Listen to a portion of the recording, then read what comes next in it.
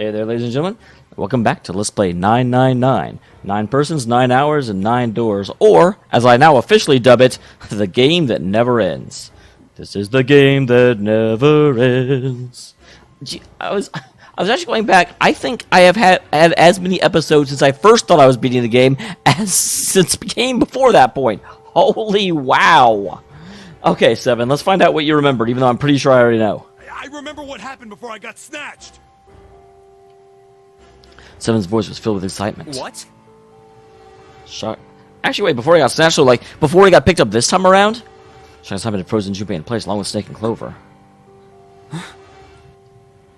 Let me tell you what happened.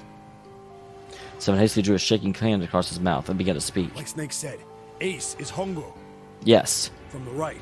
The other three are Musashido, Nijisaki, and Kubota. Okay, so Cap is Musashido, and the 9th man is Kubota. We just don't know who Nijisaki is. Musashido is the man with the cash. Alright, so Cap is loaded. That's probably why he got his own yacht. Nijisaki was Hongo's right-hand man, and Kubota developed the actual technical details of the experiments. I love how Ace is the, like, everyone else is holding the glass borderless door, and he's doing the whole, like, rich guy, like, I'm gonna palm it too, look at me. It began to dawn on Junpei along with a pressing question. How do you know all this? Come on, man, I told you, I finally got my memory back. No, that's not what I mean. Yeah, how did you know this back then? I'm trying to ask you why you knew all this stuff in the first place, before you forgot it. Seven rubbed the scar on his chin. You really want to know? Well, kinda, yeah. Of course. Me too. I want to know so much I'm going to point away from you. Snake was the only one who didn't voice any sort of agreement. It looked at Junpei as if he was simply waiting to see where Seven's sudden recovery might take them. This is going to take a while. Hell, it'll probably take me a good 3 days to tell you everything. Well, you got like 20 minutes. Well, we don't have 3 days. Just give us the short version, alright? Short version, huh? The big man pulled off his hat and scratched his head. He made a face and put his hat back on. All right, fine. I'll give it a shot. No promises, though. Junpei and Clover nodded earnestly. I'm a detective. Yeah, okay. This part of it I already know, but I'm not going to skip past it. But Awkward to say this about myself, but you could probably consider me a lone wolf type. I don't know. Most lone wolf types are more than happy to admit to that. I hold to my own code, because I think doing what's right is more important than doing what you're told. That's why I followed my gut that night. A slim lead brought me to the wharf. Okay, so once again, this is stuff that It was 9 years ago. the number that keeps reoccurring. The wharf had been cold as fuck, and I could barely see squat. Is this the first time they've said "fuck" in the game? I mean, I know it's not the first time I've said it, but I was investigating a mess of kidnappings, all of them children. It all had one thing in common. A history of visits to one particular hospital. A hospital under the management of Cradle Pharmaceuticals. that does seem really, really like. If you're going to abduct children, why would you? I mean, Cradle Pharmaceuticals, I'm sure, has many different hospitals. Don't make it that obvious. And my investigation had turned up evidence that Cradle had been involved in the kidnappings. I wonder which ones are Nona, the other kid, June, and Santa. Because that is a full fourth of the 16. After a little sweet talking, I managed to finally get a real lead from someone inside Cradle. My source told me this. I wonder if he was set up. Tonight, a ship is set to take the children to a large passenger liner docked offshore. So I headed to the wharf.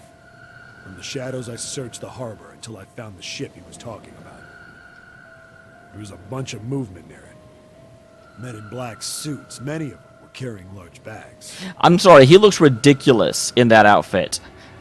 Bags. There was something about the way they moved as they were carried. No doubt about it. There were human beings in those bags.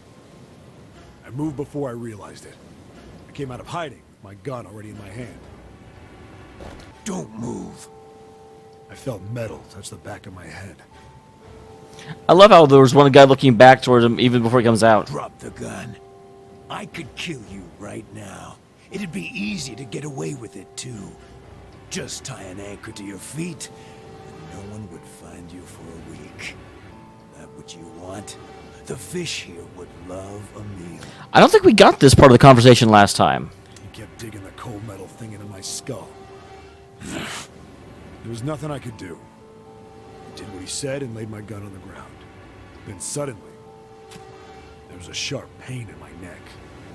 A needle. A drug? That was my last thought. My face hit cold concrete. I was out like a light after that. Yep, that's... And he's going to wake up on the ship. I woke up on a hard floor. Damn it. Shit, my head hurts. Okay, short version. You don't have to cover the stuff we've heard before. I did a quick once-over of the room. I guess it is possible to get to this ending without having...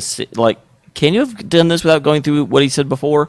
I don't remember specifically which the two endings, because you have to get the safe ending and then this one. But I feel like you have to go through that room at least one of the two. Where am I? A small, shabby bed, a dirty sink, a toilet with no privacy. I'd seen it countless times as a cop. I'm in a cell, huh? Facing the toilet was a door set into the wall. I was still pretty woozy, but I made my way over to it. I bet he didn't go... he must not have gone through that room on this playthrough, at least. Or would have already remembered. I pushed and pulled on it, but... The question is, did one of the other two go through it? it won't open. Or other three, but Snake obviously didn't because he was in a coffin. Not like I expected much else. Would be dumb enough to put me in a cell and leave it unlocked. Threw myself against the door a few times, but it wouldn't budge. I knew it. I gave up and made my way back to the bed, and sat down.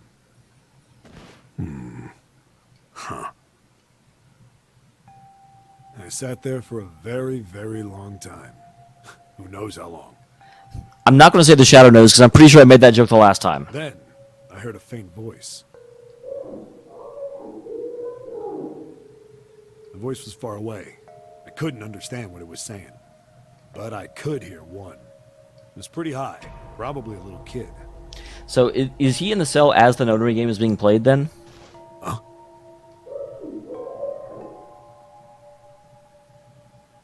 I didn't hear the K-ing part. No, it was several. I hear 5, or 6, maybe more. Where? Where are they coming from? I pressed my ear to the wall and tried to listen through it. No, that's not it. Uh-oh. That was not a good sound to hear. Left. It's coming from under the bed? I hauled on the metal frame and flipped the thing over. And there it was. The bed had hidden an air vent under it. The hole in the wall was covered by a metal grate. I dropped flat on the floor and peered through the grate. I love how derpy See shit. 7 looks, in these flashbacks. But I knew it in my gut. This was where those voices were coming from. Hold up. Why are there kids here? What do you mean why are there kids here? You saw them brought on the ship. But then what my inside man told me popped into my head. Tonight, a ship is set to take the children to a large passenger liner docked offshore. Whoa, whoa, whoa. Am I on that ship? It didn't matter. All I knew was I had to get to those kids. I checked out the metal grate. Could I fit? So this is eventually where we're going to get the end of that story. Stuck my fingers in and grabbed it. And then...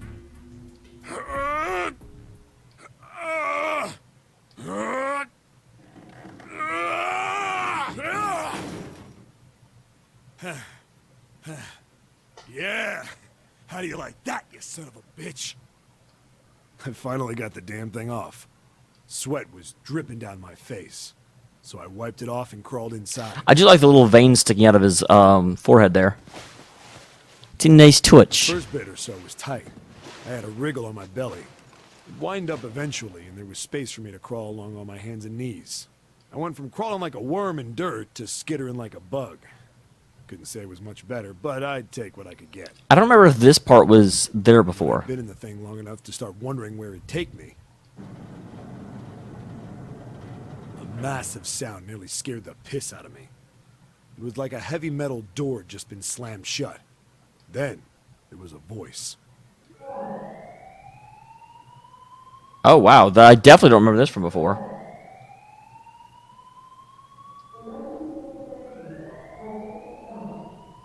So, we were near the incinerator. Are the cells near the incinerator then? They must be.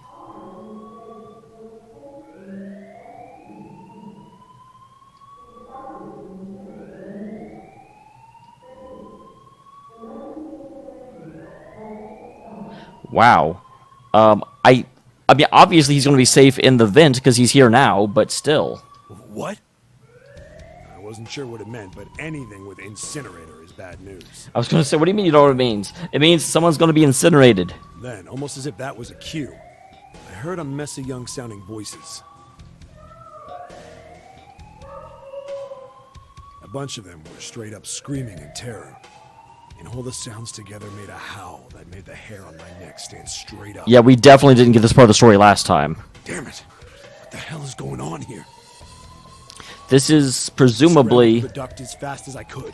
where the Akane that is not June. Although actually, you know what? I was very dismissive of it last time, but it is odd that there's two different Akanes because, or actually no, there's not two different Akanes. I was thinking June had been here because of what they said about the girl that died, but derp, of course, that's not actually June. I made a giant racket, but I didn't care at that point. I soon found a metal door on the left side of the duct. The kids were screaming on the other side. A door in a duct? I found it. I yanked the handle and threw the door open. I almost ripped the metal off its hinges. What the hell is this place? I don't know. I'm curious what room you ended up in, though. I couldn't believe what I saw. Oh, that's the incineration The room had room. a dome up top, and there had to be about 9 walls, all the same size. Yeah, that's the incineration room. The ceiling was an upside-down funnel, almost like a chimney. I looked down. There they were, the kids I've been searching for. Okay, so two kids I don't know. It looks like Santa, based on the white hair, and the girl in pink could be June, and that makes me think it's Akane. But again, I don't know how it could be Akane because we know Akane dies. So I'm guessing the girl with the blue hair is going to be the one that ends up dying, or the one with the brown hair isn't actually June. They all gawked up at me, suddenly silent, for the moment, from surprise and fear. I've also got to wonder if the one in the... Well, no. I was thinking the one in the, like, slightly off gray-brown hair might be Snake, because he kind of has that hair color. But, well, I don't know. Snake probably would still look up at a sound he heard. Scared of the room or me, I couldn't tell. Probably both, actually. Not like I can blame them running into a mug like this when they're already scared shitless. I snorted at my own dig at myself and turned to the kids. So he's going to save most or all of them. I may be wrong about this is where the Akane person dies. Don't worry, kids. I'm not your enemy. I'm one of the good guys. All of them stood there, frozen. Well, except one. He was a boy, slightly older than the others, in a private school uniform. Yep, that's definitely going to be Snake. Or not me, Snake, are you? Ace. Student. God. I am having a conniption. I may be having a seizure. Santa! That is his damn name. He stepped forward and glared at me suspiciously. I'm a detective. I'm here to rescue you. It looked like they relaxed some the second I got the words out. How are you gonna help us? Where's the exit? Well, yeah, they're not even making... I mean, that's very obvious Santa's voice as well. There isn't one. The doors we came in through won't open, and the door over there... He kind of cut himself off. I think he was considering something before he changed his mind. Anyway, there's no point. We can't all get out of here. If we don't get out of here, we're gonna be burned to death. Burned to death? Can't you hear it?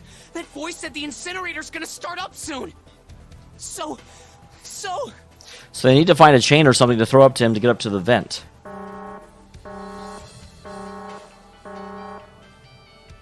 The voice spoke again. Incineration will begin in How much time do we have? 15 minutes. Okay, that's actually a lot of We only time. had 15 minutes. I looked back down at the kids. Looks like a good 20 or 30 feet to the floor. No way I could pull them up. Too big of a distance for any of us to reach. What the hell was I gonna do? But then I got an idea.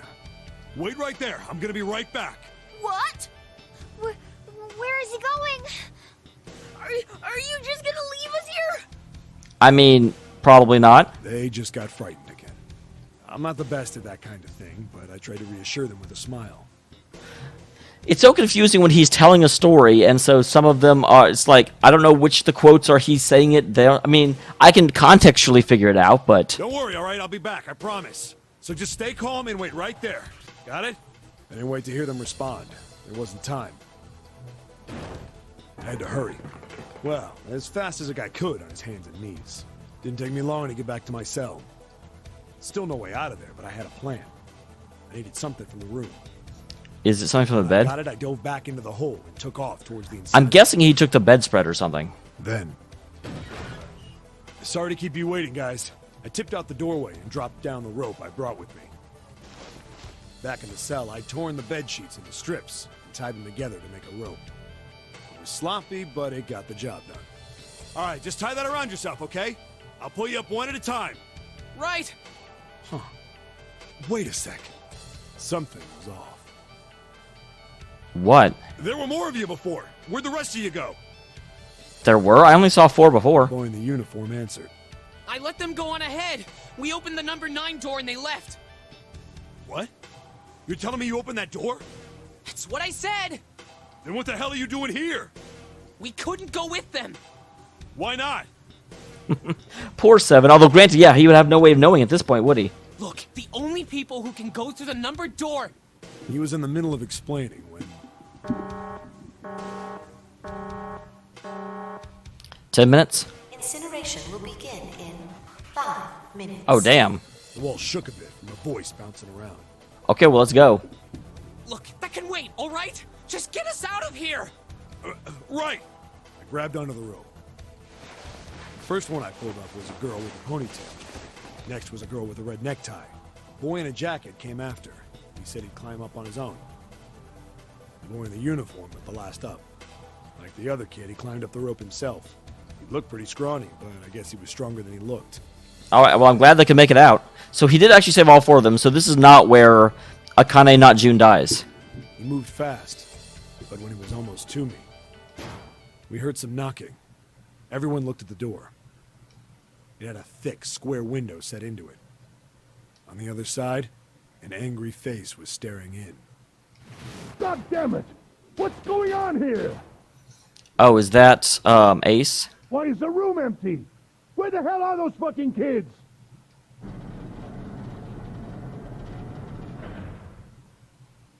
The door opened, and a man stepped in looking half mad with fury. Interesting. That's not going to be Ace, because this person might get incinerated in a second. I recognized his face. I saw him many times in photos during my investigation. The man's name was Gintaro Hongo, the CEO of Cradle Pharmaceuticals. And a derpy hat. I'm sorry, like, the hat itself is fine, but Ace does not look right in a hat. Hongo saw the boy hanging from the rope. Yeah! It was like he was an animal. He lunged for the rope. Hurry! I know! The boy in the uniform booked it up the rope. You son of a bitch! Get back here, you little shit! 15 feet. 10. The second I could reach the kid, I grabbed him. I hauled him up and tossed him into the duct behind me. No! This is really interesting, because in modern time, Hongo also gets incinerated, at least in the other plotline he does. Because Snake, like, just disables him there. Hongo had lost it. His face didn't even look human. It was like the bastard pulled off his fake face. He was really a terrifying devil or some kind of damn monster. I quickly reeled in the rope, leaving a furious Hongo yelling at me from the floor. Essentially, we're looking at the incineration things. You fucking bastard! You won't get away with this! How dare you compromise this experiment! Experiment? What experiment?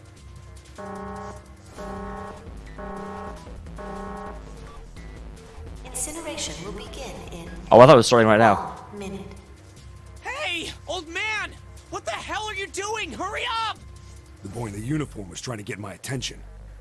I may have thrown a salute in the raging asshole's face before I closed the door behind me. No point to going back to the cell, so we went down the other direction instead. After about 30 feet, we came across another duct on the left. This one was heading down.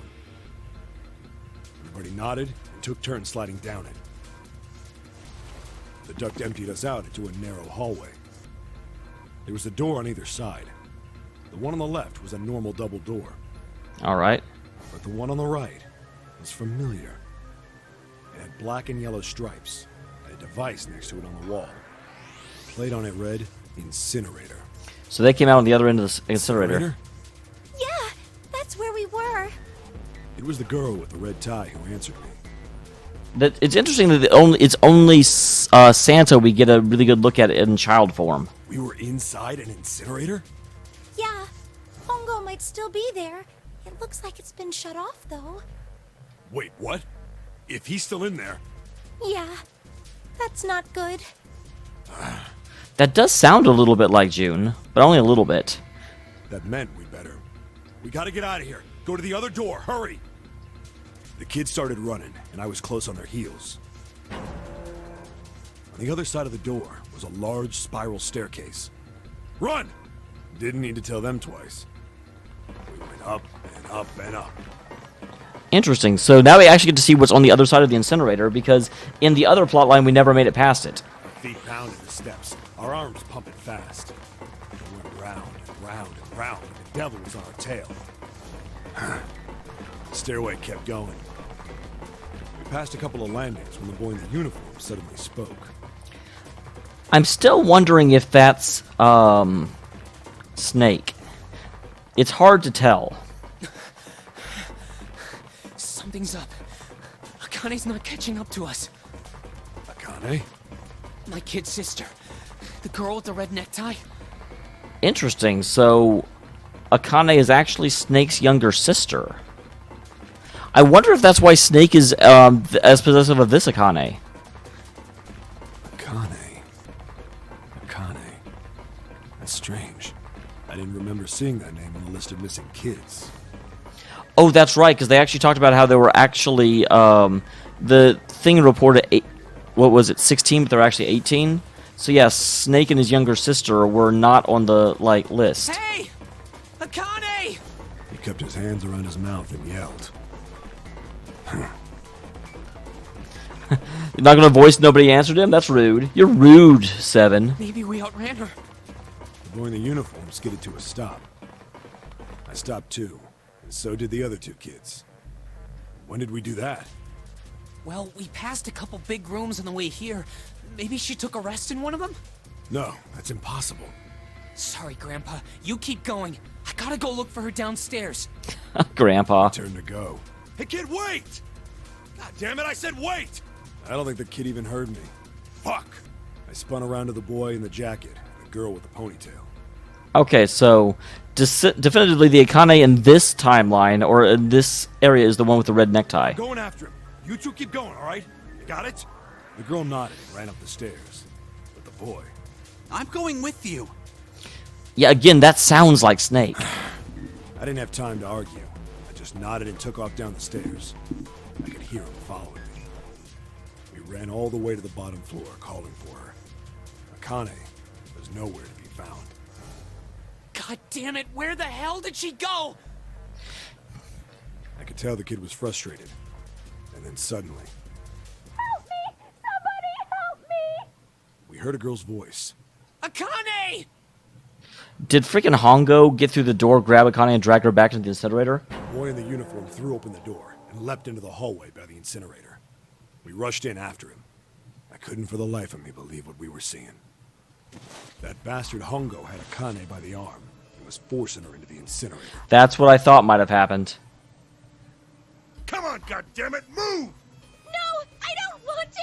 Let me go, please! Let go of me! It also actually looks like she's Digital Root 5, so she is Junpei's Digital Root. She planted her feet squarely on the floor and was struggling to get away. But Hongo was bigger and stronger. She wasn't gonna win. Akane! My brother roared with anger and charged toward Hongo. Help me! Oh, that's kind of creepy. They're actually calling her Kanae now. But again, if she ends up incinerated, it can't be the same person. Like, incineration, this isn't going to be a Rose on the 5th day story, is it? Ah! You're too late, idiot!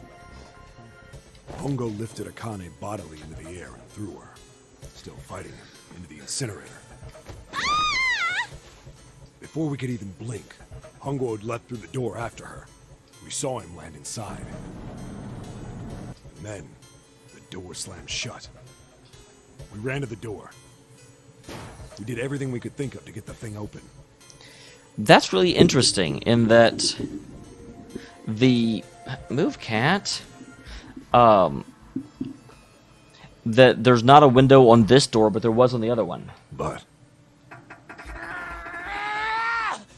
Fuck! It's no use! The goddamn thing won't move an inch! he started slamming his fists against the door.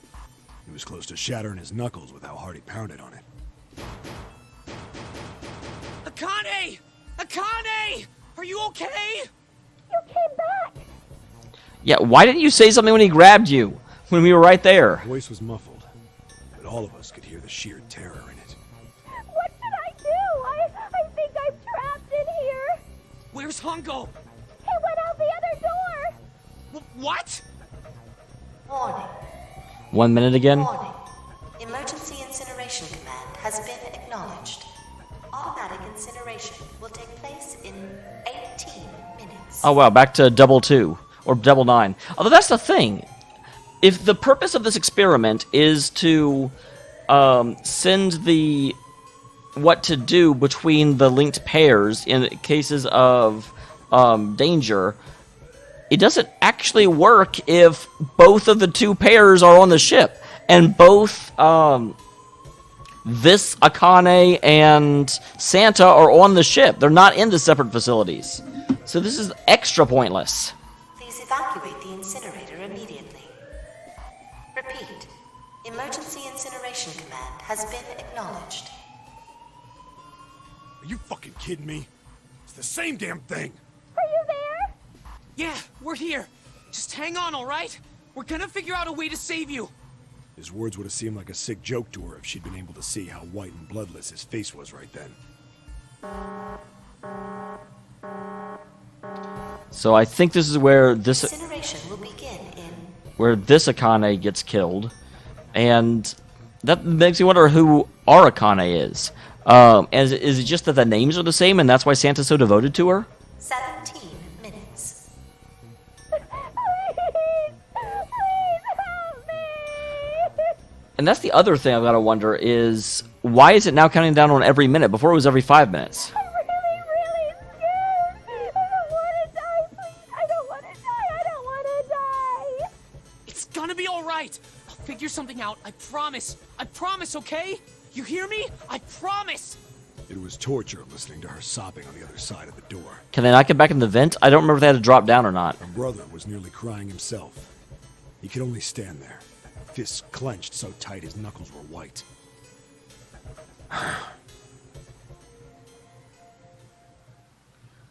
Okay, good. They're not going to play through the entire 17 minutes. It was silent.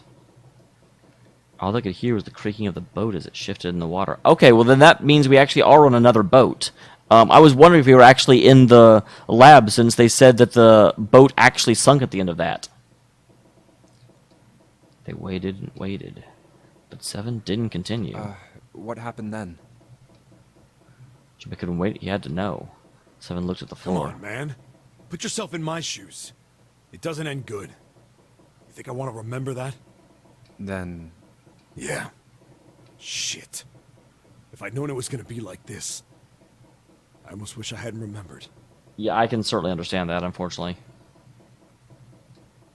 But there was something Junpei had to Hey, know. are you sure? Huh? Look, I don't want to ask this either, but there's something I don't get. So if you could just tell me, did that girl, Akane, really... So, yeah, but someone's like, you fucking idiot. Yeah, I'm sure. There wasn't anything we could do. After a while, the countdown ended. And we heard something... burning. The fire stopped, but we still didn't move. Me and the jacket kid were frozen. The boy in the uniform collapsed as if he couldn't hold himself up anymore. A few minutes passed. The door opened.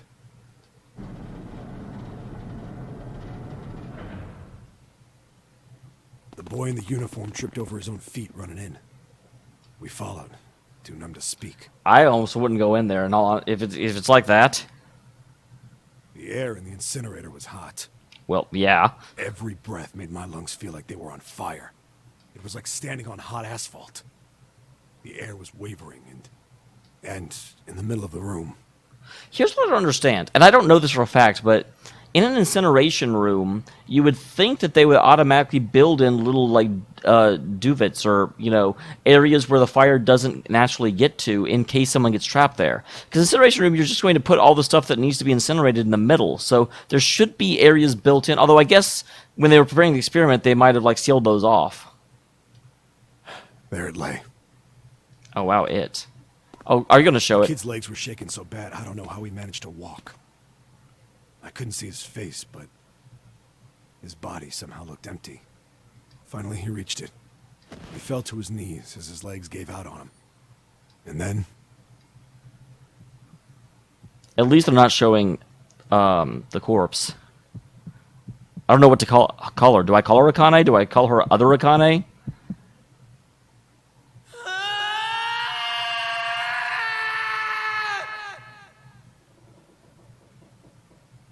He felt a cold lump form in the pit of his stomach, and a sickening anticipation washed over him.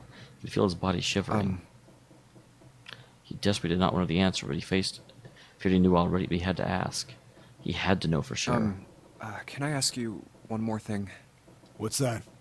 The girl, Akane. What was her last name? What does it matter to you? Just tell me, okay? Well, if you know, there's no reason he would have necessarily found out. Seven looked at Junpei curiously and ran his tongue quickly over his dry lips. Kurashiki. Her name was Akane Kurashiki. I actually don't know Arakane's last name. But based on that reaction, apparently it is the same name, which doesn't make any damn sense. Something inside Junpei stopped.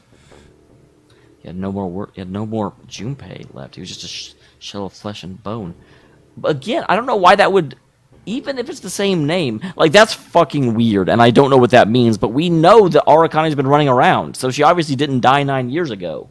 So I don't know if that's telling us that there are multiple timelines as well as, the different variants of events can communicate to each other, but that wouldn't necessarily mean other timelines. So obviously, somehow or other, Seven has a memory from a different timeline where Akane died 9 years ago. But in this timeline, Akane is obviously still okay because she's here. Is the only thing I can figure. You were there that day, weren't you? The tall kid in the jacket.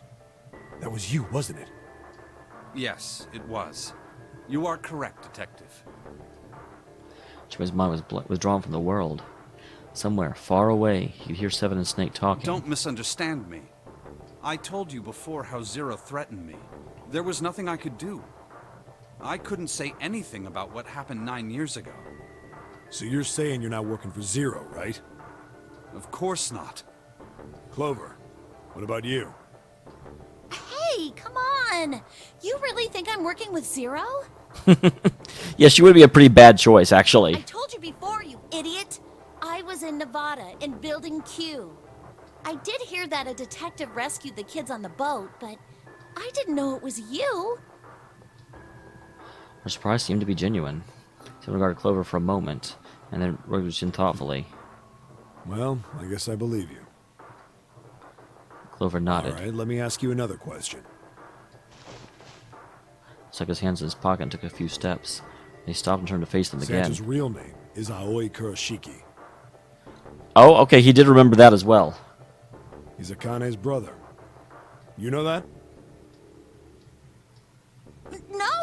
No, I didn't. Did you? Well, yes. I know Aoi Kurashiki was her brother. But I didn't know he was Santa. At least not from the beginning. 9 years ago, he was in the middle of puberty. His voice is entirely different now. Not entirely. I kind of picked up on it. I'm ashamed to say that even my exceptional hearing wasn't able to make that connection. At least not at first. As such, I had no reason to think Santa was Aoi. When did you figure it out? Clover told me that Santa might have been one of the subjects of the initial experiment. Oh, because of the four-leaf clover thing. It was only a short while ago, while we were leaving the library. When she told me that, I had a feeling. Santa is Aoi? Akane Kurashiki, June's brother? Yes, and that's why, again, I feel like this is really hinting at multiple timelines that are going on, and somehow or other, like, in both timelines they got abducted, but in this timeline, I guess Hongo didn't get Akane, but in the other one he did. But Seven, having gotten amnesia, got memories from the wrong timeline.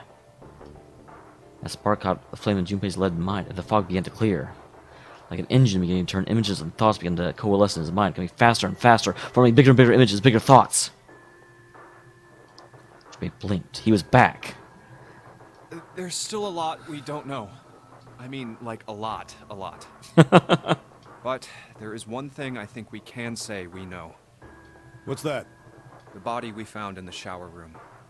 It had to be Nijisaki, dressed up to look like Snake. That's a bit of a jump. I mean, admittedly, he is the one person we don't know what happened to, but it's not like we're specifically having to find all four of them, is it? What? Come on, man. What kind of detective are you? You didn't figure that out already? Junpei, that is a massive skepticism leak. Hey, go easy on me, man. I just got my memory back, all right? Cut me some slack. Well, if he is, the 3 murders make sense then, don't they? Yeah, that's right. Murder. Kubota blew himself up, but that was murder too.